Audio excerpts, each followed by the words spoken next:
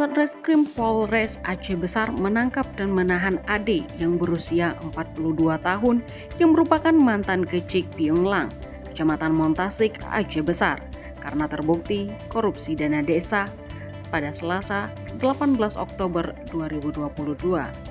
Kapolres Aceh Besar AKBP Charlie Saputra Bostamam mengatakan, penangkapan dan penahanan terhadap pelaku korupsi dana desa tersebut dilakukan setelah melalui berbagai proses hukum serta melengkapi alat bukti yang cukup.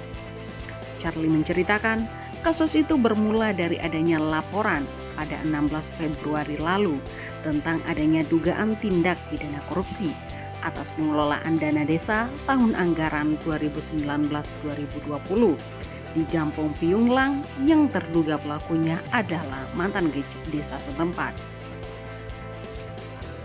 Kemudian, kata Charlie, petugas melakukan penyelidikan dan penyidikan, termasuk meminta keterangan tersangka, saksi, saksi ahli, beserta laporan hasil audit dari pihak inspektorat.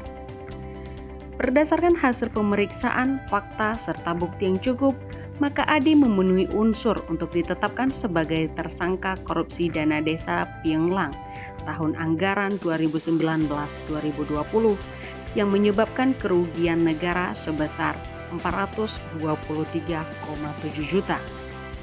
Saat ini tersangka Ade beserta barang bukti berupa dokumen pengelolaan dana desa Piunglang tahun anggaran 2019-2020 telah diamankan di Polres Aceh Besar untuk diproses hukum.